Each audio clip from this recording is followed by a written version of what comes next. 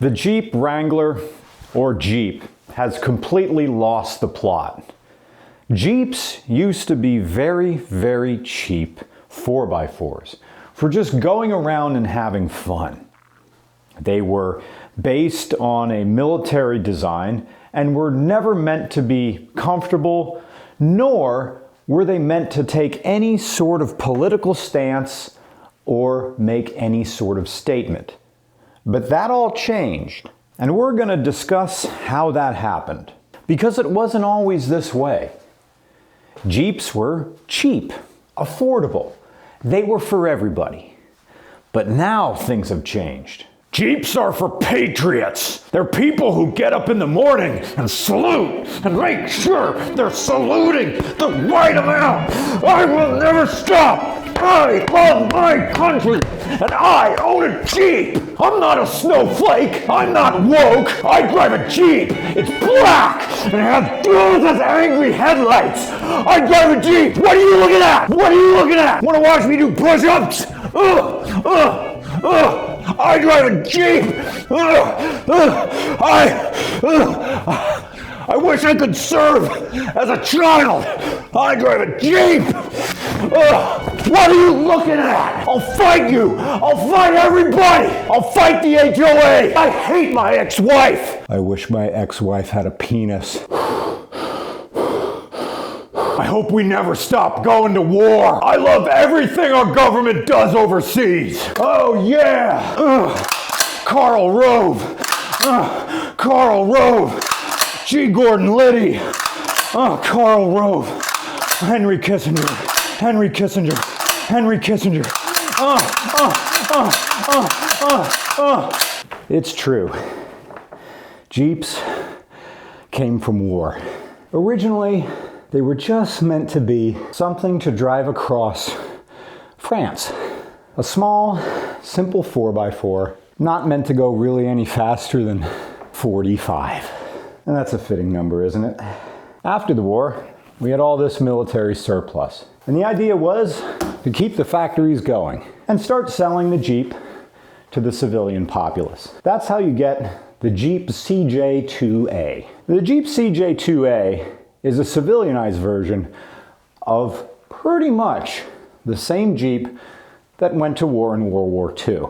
It's a terrible, terrible vehicle. It's not even appropriate to call it a 4x4. It's more of a piece of farm equipment. And that's how it was originally sold to farmers. It was never meant to operate on pavement, only mud and dirt and ruddy farm fields. In fact, if you go see World War II reenactments and that big cosplay festival at the Reading Airport in Reading, Pennsylvania, World War II weekend, most of the olive drab Jeeps you see there with stars on them and rope, they're not World War II Jeeps. Those are civilian CJ2As that have been made to look like the originals, because most of the originals are gone. Now the CJ series of Jeeps continued throughout the 50s and 60s. CJ3, 4, 5, 6, and finally 7. As they progressed, they got things like windshield wipers, turn signals, heaters, but the design philosophy was the same. These were really 4x4 vehicles meant to go off-road. They were not for commuting, even though some people attempted to do so. Some of them, under AMC, even had V8 engines. Sure, they could go highway speeds, sort of, but as far as refinement, they were about as refined as this metal chair. In fact, this bar stool is about what the dash of any CJ series looks like. Just metal with some gauges in it. Nowadays, people talk about that as being rugged. Truth of the matter is, those vehicles are cold in the winter and blazing hot in the summer. But then something interesting happened. And that's how this story begins. AMC was going away. They were just hemorrhaging money. And their buyout by the Chrysler Corporation was inevitable. Chrysler didn't care for anything AMC was building. They didn't care about the Ambassador, the Gremlin, the Pacer, even the Rambler American. And even their 4x4s they didn't care for. The Eagle, the predecessor to what we would now consider to be a crossover? Nope. Chrysler wanted one thing. That name. That beautiful name. Jeep. And AMC started doing Chrysler's homework for them. AMC discontinued the civilian Jeep line. That long lineage of war-devised Jeeps, AMC ended. The CJ series with their metal dashes and leaky interiors, they replaced, and they came up with a new name, Wrangler. The new Jeep was called the YJ. The CJ moniker was done. The YJ was all new. Square headlights. It had something called a dash.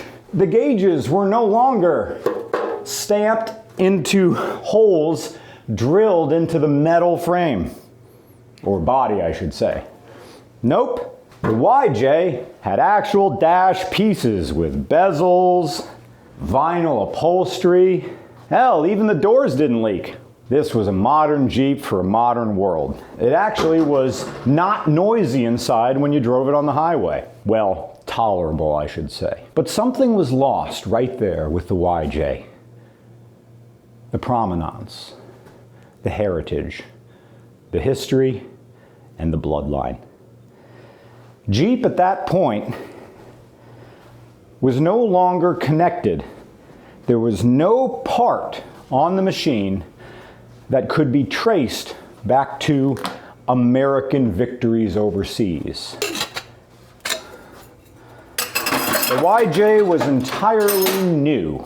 Plus, at that time, the US military was no longer using Jeeps as their general purpose vehicle. So when Chrysler purchased AMC, and along with it that golden name, they had to come up with new advertising. And what they chose was a general outdoor theme, not really connected to the military in any way.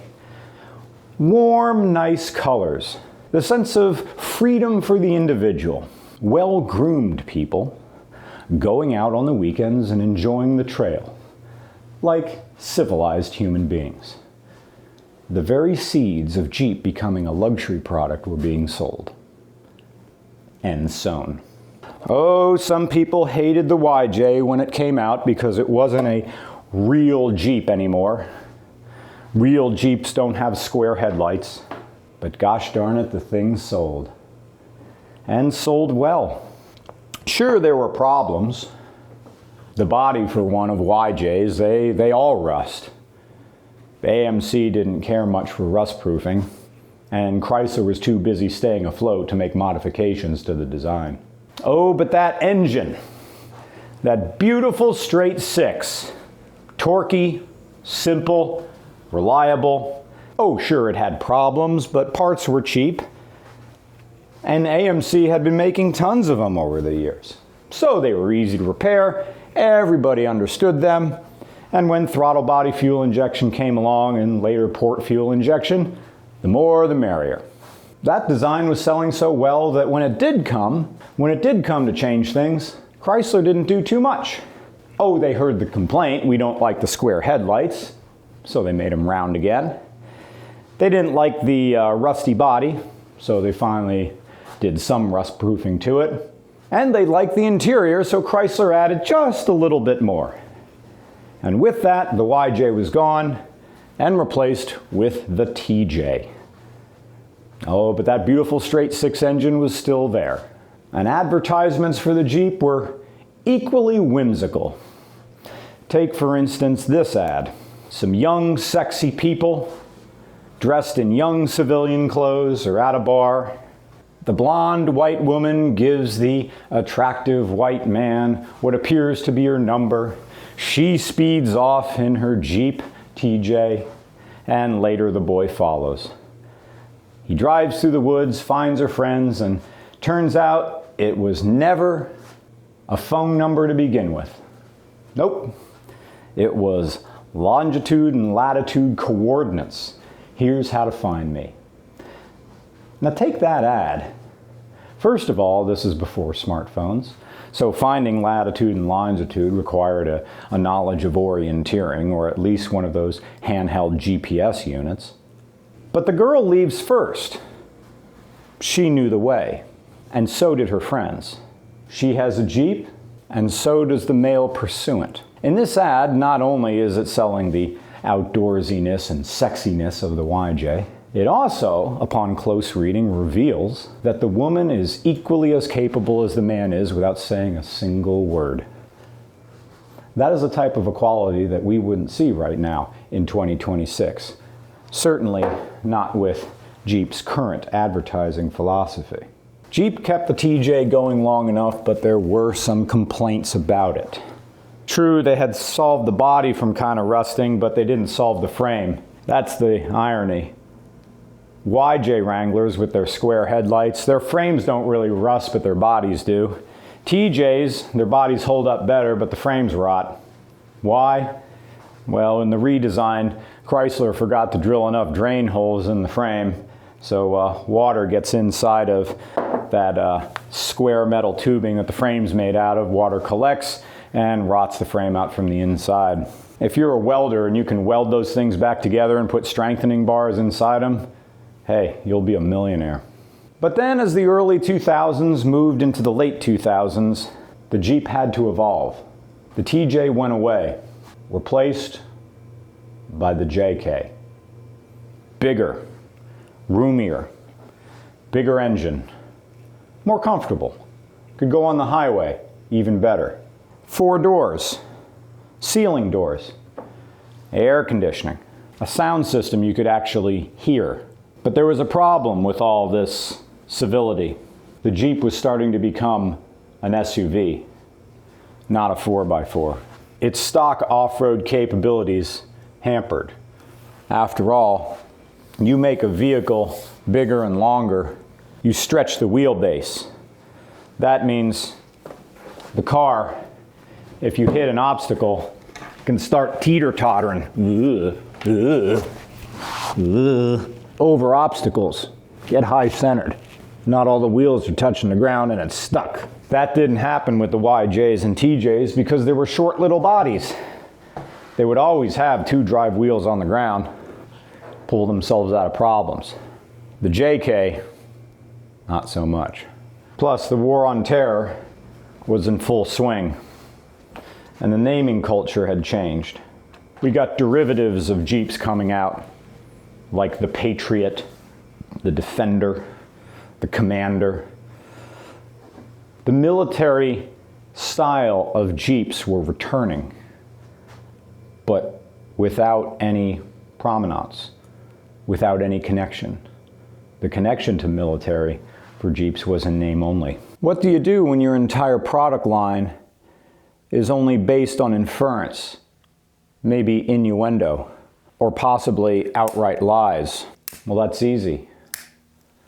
You double down. The ads for Jeeps started becoming darker, less funny, less humorous, less sexy. They became serious. Like a disgruntled former soldier who never saw war, never was taken overseas, had a desk job for forever, his stories became embellished. His history fabricated. Its outlook cynical. There was another problem now.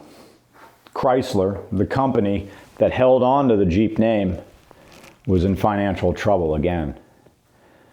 The guiding hand of their former president, Lee Iacocca, who led the AMC takeover to begin with and allowed Chrysler to have the Jeep name, he was gone. No longer keeping Chrysler's spending in check, he had had enough. After all, he was getting old and it was time to retire. Chrysler needed to stay afloat. So they began having a merger with Fiat, an Italian company. And Chrysler became Fiat Chrysler of America. Kind of fitting that the owners of Jeep, the namesake of a vehicle that was used to fight fascism, was now being owned by one of the countries that used to be a part of that political ideology. Of course, things change, but Chrysler didn't want you to think about that. Don't think too far about things. Stay focused on the moment. Think about Jeep. Think about our victories. Remember how great we were? Remember all this vehicle did? Well, not this vehicle, it has nothing to do with the military. But who cares? Keep pumping that name. Gone are the bright, happy colors, the sunburnt yellow of a warm afternoon, and replaced only with binary thinking. White and black. Black like a black rifle. Black like black powder. Black like your feelings. Black as night where you sneak around. Black where no one can see you. Black where no one can know the truth. Black where things are obscured. The venerable straight six engine is gone as well. As reliable as it was, and as torquey as it was, it just couldn't keep up with new CAFE standards, meaning emissions. It drank too much gas, polluted too much, and it didn't like high revs. So Jeeps were now V6s, Chrysler V6s. They made fuel economy standards, barely. They were able to make the Jeep go on the highway.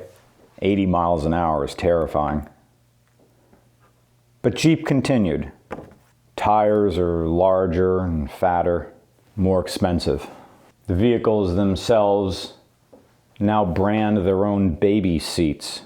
There are Jeep branded strollers, baby clothes with the names on them. Jeep, unfortunately, is a family vehicle now and only suited for off-road with modifications. And there's an embarrassment there, a shame that it's not true to itself anymore. The company knows it, and to an extent, the customers know it. But if there's one thing Americans have trouble with is admitting when they're wrong. When faced with a symbol that doesn't hold up to scrutiny, the only solution is to perpetuate the myth. Keep it going. So how did they lose the plot? How did Jeep stray from the path? By appealing to everybody. By not becoming special anymore. A Jeep is now just another family car. Like a high school athlete going to an NCAA college. You're not special. Jeep, you're not special. You're meant for highways now. Suburbia. Sure, you have ground clearance, but you're not rough, you're not rugged, and you're not a soldier. You're the image of one, the hollow image of one. Company knows it, customers know it. But instead of returning to what it was, it will continue to become exaggerated and grotesque and twisted, as the owners themselves imagine they are all soldiers fighting an imaginary war. They get to pretend, live in an imaginary world full of like-minded people like themselves. The difference is, cosplaying, of which I include airsoft in this, exists within a controlled space. The Jeep fanatics and the people who buy into the myth cosplay every day out there on highways and the parking lots of Whole Foods. Jeep lost the way because it doesn't want to do the necessary steps to be respected. You want to lose weight, start with your diet. You want to save money? Stop buying stupid bullshit. Stop eating out. Do the hard work. Do the work that isn't fun. You want Jeep to be respected again? You want them to regain the plot? Build a small vehicle that doesn't go very fast, but is fantastic off-road. But to do that would mean that the drivers and riders inside the car would have to make sacrifices for comfort, and they won't do that.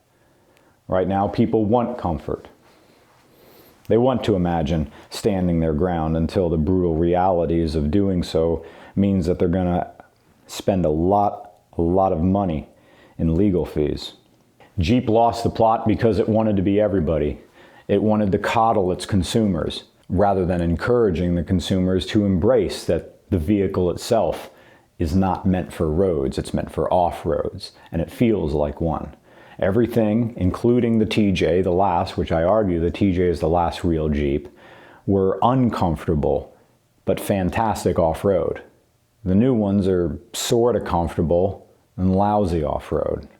You want to embarrass Jeep people, show them videos of Subaru Foresters and Outbacks pulling them out of the snow and pulling them out of ditches. How did Jeep lose the plot? It became a rolling fortress for tin soldiers.